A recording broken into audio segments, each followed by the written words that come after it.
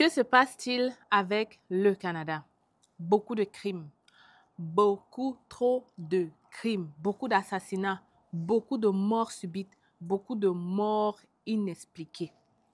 Je vous présente l'histoire de plusieurs de nos frères et sœurs qui sont décédés au Canada, d'autres dès leur arrivée, d'autres un peu plus tard. Écoutons ensemble et discutons-en un tout petit peu. Les Canadiens, j'espère que vous allez bien. Je veux parler de ce phénomène qui de plus en plus devient récurrent. Il s'agit de la mort de plusieurs Africains. Aujourd'hui, on a le jeune Junior, un Congolais de 29 ans, qui avait disparu il y a quelques jours et dont on a retrouvé le corps sans vie. Je crois le corps calciné dans une voiture ici en Estrie. Bref, au Québec. Le jeune homme avait disparu il y a quelque temps et je voyais ça défiler partout dans les réseaux, chez nos amis, partout en fait, Facebook, partout ça défilait. Et je me suis dit, un jeune homme de 29 ans disparu. Comment? Pourquoi? Qu'est-ce qui a bien pu se passer? Eh bien, je vous mets ici ce qui est dit par rapport à ça, c'est que sa mère a dit publiquement que son fils avait reçu des menaces de mort. Et ils avaient mis le GPS pour sa localisation. Sauf qu'à un moment donné, le téléphone ne signalait plus et donc, je suppose que c'est là qu'elle a porté, elle est allée sûrement à la police et on a commencé à afficher partout sa disparition. Mais une chose est sûre, le monsieur était menacé. Par qui? Le journaliste n'a pas dit, du moins la page n'a pas révélé complètement. Mais sa mère a très bien dit que le jeune homme était menacé. C'était un jeune homme congolais. Je n'ai pas pu trouver l'histoire de ce jeune homme. Tout ce que j'ai vu sur les réseaux, c'est qu'il faisait beaucoup de la boxe. Il était très musclé. Donc, on se demande qu'est-ce qui a bien pu se passer. Et ce n'est pas tout. À part l'histoire de ce jeune homme, pas plus tard qu'en février, une jeune Camerounaise qui venait juste d'arriver au Canada a été retrouvée morte dans sa chambre. Comme ça, sans explication. Et ce n'est pas tout. Je crois que l'année passée aussi, il y avait un jeune étudiant qu'on avait aussi retrouvé mort dans sa chambre. Comme ça, sans explication. Et je crois aussi l'année passée, il y a une autre femme qui avait été assassinée, je crois avec son enfant. Non, elle était enceinte, la dame. Toujours assassinée comme ça. Et jusqu'à aujourd'hui, on n'a pas pu clairement élucider les raisons de ces assassinats, de ces morts subites-là. Et je crois que vous avez tous écouté ici l'histoire d'Alexandra, une jeune fille pleine de vie qu'on a retrouvée aussi morte, comme ça, sans explication à Sherbrooke. Jeune étudiante, très belle, très belle, avec toute la vie devant elle, retrouvée morte sans explication. Sa mère a pleuré, sa mère a voyagé, mais jusqu'ici, je crois dernièrement, les résultats sont sortis comme quoi il n'y a pas eu d'agression sexuelle, il n'y a pas eu d'agression physique. Finalement, on ne sait pas comment est-ce que toutes ces personnes meurent subitement sans explication. Moi, je viens faire cette vidéo, je ne peux pas non plus dire les raisons de leur mort parce que je ne suis pas dans la vie de ces personnes. Je ne connais pas qu'est-ce qui s'est passé. Mais je fais juste ces vidéos pour que nous tous, nous puissions tirer des résolutions ou alors que ce soit une sorte d'alerte à tous ceux qui immigrent au Canada. J'avais dit la même chose pour Alexandra. Quand tu immigres dans un pays comme le Canada, oui, c'est un pays très sécuritaire, mais il faut quand même faire attention parce qu'il y a beaucoup de, voilà, des malades mentaux, clairement. L'année surpassée, il y a un monsieur qui avait clairement foncé, un chauffeur d'autobus qui avait clairement foncé dans une garderie. Je crois dernièrement, le verdict est tombé comme quoi il était malade mental et tout. Donc, voilà, c'est tout. Donc, il faut comprendre qu'il y a beaucoup de malades mentaux. Oui, le Canada est sécuritaire, mais il y a beaucoup de malades mentaux qui marchent partout dans la ville avec toi. Donc, il faut faire attention. Il faut quand même garder les yeux ouverts et ne pas se laisser aller, se laisser emporter et ne pas se dire que ben, je suis au Canada, je ne suis pas au Cameroun, donc je dois pas faire attention parce que bon, c'est le Canada. Non, Non, c'est le Canada, certes, mais ça reste un pays avec des humains et on ne peut pas savoir toujours ce que ces gens sont capables de faire. Surtout lorsque on te dit que quelqu'un est malade mental, sache qu'il peut aller à l'extrême sans même s'en rendre compte lui-même. Il ne faut donc pas être la personne qui va tomber sur ce piège-là, sur ces problèmes-là. Ça, c'est de un. Parce que pour Alexandra, jusqu'ici, on n'arrive pas à comprendre ce qui s'est passé réellement. Est-ce que c'est quelqu'un qui l'a amenée là-bas? Est-ce qu'elle était avec les gens qu'elle connaissait? Est-ce que? Franchement, la mort de cette petite fille devrait vraiment vous faire comprendre que il faut faire attention lorsque vous êtes dans ce pays. Surtout toi, jeune fille. Fais attention. Tu auras beaucoup de personnes qui vont te draguer. Parfois, quand on arrive, on était chez les parents avec le cocon, on avait des barrières, on avait des règles fixes.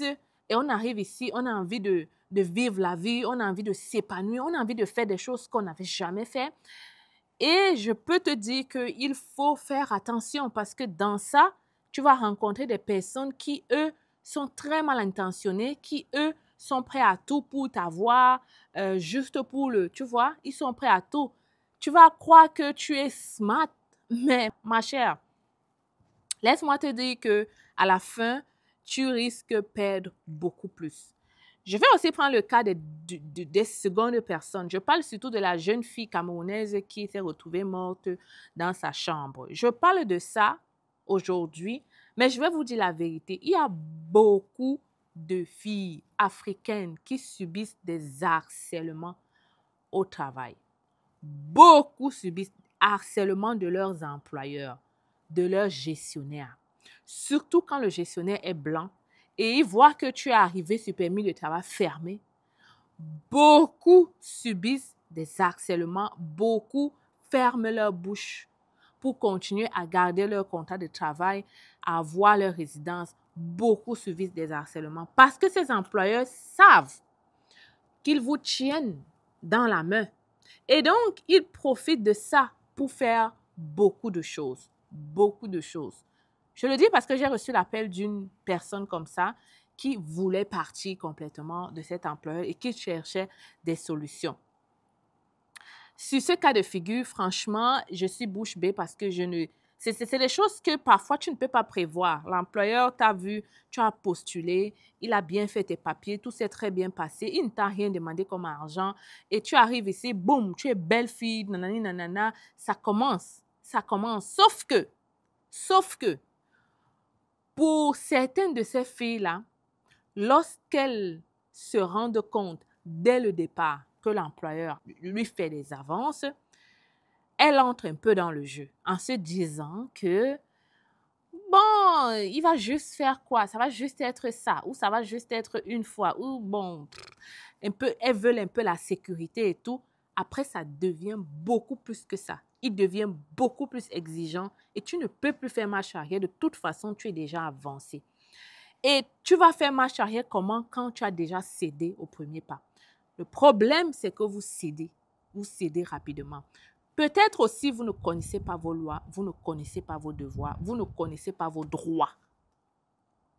Sachez que même en tant qu'immigrante, vous avez des droits de la même façon qu'un Canadien. Que vous soyez ici comme résident temporaire ou permanent, la société vous couvre au même niveau. Ça veut dire que s'il y a un problème à la justice, là, vous avez le droit à un avocat. Vous avez le droit de dire stop. Vous avez le droit. Au contraire, même si vous poussez ça devant et qu'on se rende compte qu'effectivement, vous avez toutes les preuves. Il faut surtout garder les preuves de ce que vous dites.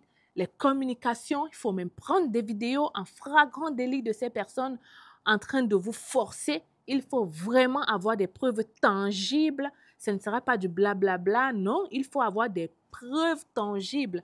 Il faut même aller voir un avocat à l'avance pour qu'il vous prépare à ce que vous devez apporter comme preuve. Comme ça, le jour que vous allez vous présenter devant un avocat, il n'aura plus rien à dire. Les faits seront là, les vidéos seront là et les choses seront claires. Il va répondre de leurs actes. Coucou les futurs Canadiens, les nouveaux arrivants, coucou tout le monde, j'espère que vous allez bien. Petite pause pour te dire que depuis quelques mois, je travaille sur un nouveau bébé, un nouveau projet que j'ai envie de te partager aujourd'hui. Et si tu sens opportunity, si tu sens le besoin en fait d'acheter nos produits, n'hésite pas à aller dans le site Stellee, STELLEE.ca, faire ta commande et si tu es à Montréal, ça me ferait un plaisir de te livrer et de te rencontrer en même temps. Alors de quoi est-ce qu'il s'agit? Il s'agit juste des senteurs. On a plusieurs styles de produits. Je ne peux pas prendre trop longtemps pour te présenter tout ça. Mais celui-ci, c'est pour des fumeurs. Tu le mets dans ton auto et ton auto sentira bon à jamais. On a aussi celui-ci, n'est-ce pas? Tu le mets dans ta maison un peu partout et je peux t'assurer que tu n'auras plus besoin de douter, de cuisiner. Tu n'auras plus besoin de stresser après ta cuisine. Moi, celui que j'adore, c'est cette machine-là. Tu la mets dans ta cuisine, tu finis de faire ton plantain, tu finis de cuisiner ton héros, ton coq, tout ce que tu veux comme nourriture africaine. Tu mets ça, machine vraiment parfaite. Tu peux allumer, éteindre quand tu veux avec Bluetooth et la senteur.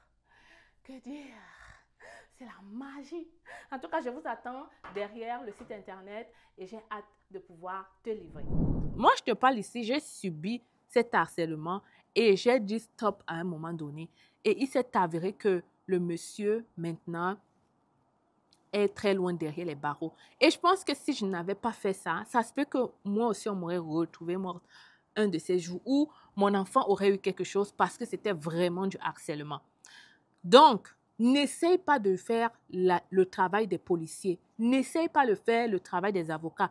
N'essaye non plus d'être le docteur de cette personne. Ce n'est pas ton devoir. Quand ça ne va pas, va devant la justice, va devant les policiers. Mais comme j'ai dit, avant d'y aller, garde toutes les preuves avec toi. Parce que quand ça commence là, dès que tu te présentes devant la police ira vers lui. Et puis, si tu n'avais pas toutes les cartes en main, ça va changer. Il faut aussi comprendre que même si vous êtes ici sur permis de travail fermé, si l'employeur fait des choses comme ça, vous avez un permis de travail spécial qui vous couvrira le temps que vous trouvez un autre employeur. Allez voir les avocats, les amis. Arrêtez de subir des choses, soi-disant, vous êtes au Canada, vous avez peur de perdre vos papiers, nanana. Non, non. Au contraire même, si vous poussez les choses devant et que une seule de ces personnes est arrêtée et montée publiquement, je pense que ça servira de leçon à tous les autres employeurs qui font la même chose ou à tous les autres harceleurs qui font la même chose aux immigrants. Immigrant ne veut pas dire que tu dois te laisser aller n'importe comment. Non, non. Tu as tes papiers, tu as des droits et la personne doit les respecter. C'est comme ça. Le Canada est un pays de droit. La justice ici est efficace. OK? Donc, s'il vous plaît, faites attention quand vous immigrez dans ce pays. Moi, j'ai bien envie parfois de comprendre ce genre de cas comme cette jeune Camerounaise retrouvée morte dans sa chambre. Mais à un moment donné, on te balance l'information et après, il n'y a plus rien. Il n'y a plus rien du tout. Tu ne sais pas, tu ne comprends pas. Ça finit comme ça. Donc, moi, je pense que juste avec mon œil, il faut faire attention avec qui tu marches. Il faut faire attention avec qui tu laisses entrer dans ta vie. Il faut faire stop aux avances que tu trouves pas correctes. Il ne faut pas te laisser aller avec n'importe qui. Il faut te protéger aussi parce qu'il y a un cas de VIH-Sida qui circule dans ce Canada. Beaucoup de personnes, il y a même un monsieur qui a été emprisonné parce qu'il a partagé ce sida-là. Donc, il faut te protéger avec tout ça. Sinon, ne pense pas que c'est parce que tu es au Canada que le sida n'existe plus ou que les maladies n'existent pas. Tu vas te retrouver avec une maladie ou une grossesse que tu ne voulais pas et c'est comme ça que ta vie va être vraiment un enfer. Donc, voilà les amis, tirons des leçons quand on voit des choses arriver de cette façon parce que ça n'arrive pas qu'aux autres, ça peut aussi t'arriver. Ces personnes-là, parfois quand on voit, on dit que c'est elle qui a cherché. Les harceleurs, parfois, tu ne leur demandes rien du tout. Ils viennent à toi. Mais c'est ta façon de réagir qui déterminera, en fait, s'il ira plus loin ou pas. Et c'est toi seul qui as le dernier mot. Personne d'autre n'a le dernier mot. Ça ne sert à rien d'aller raconter à ta copine ce qui se passe. Ça ne sert à rien. Parfois, les gens ne comprennent pas ce que tu vis. Tu es la seule à voir la pression que tu subis et la pression que ces personnes mettent dans ta vie. Donc, à un moment donné, quand tu sens que c'est trop, je te le dis par expérience, vas-y. Parce que moi aussi, mon entourage ne comprenait pas. On se disait que tu abuses quand même, tu vois. tu as déjà reçu sûrement ça. Non, il est juste comme ça. Tu sais, les Blancs sont comme ça. Ils sont juste comme ça. Non. Toi, tu ne veux pas ça. Tu lui dis stop. Ça ne stoppe pas. Tu passes à la vitesse supérieure très vite. On va mettre un périmètre de sécurité. Il ne t'approchera plus. Et il aura peur plus tard. Mais quand vous ne faites rien, ils se disent que vous êtes même sans papier et qu'il a même le droit d'aller plus loin. Personne ne va rien lui dire. Et c'est la même chose que beaucoup de nos sœurs vivent même dans les relations avec les Watts ici. Parfois, elles supportent tout. Le blanc, lui, il a l'habitude de voir à la télé que les Africains sont des petits pauvres. Et il se croit dans la relation que c'est le cas. C'est le cas. Et parfois même d'autres. Donc, vraiment là, sachez montrer ce que vous valez. Vraiment. N'est-ce pas, les amis?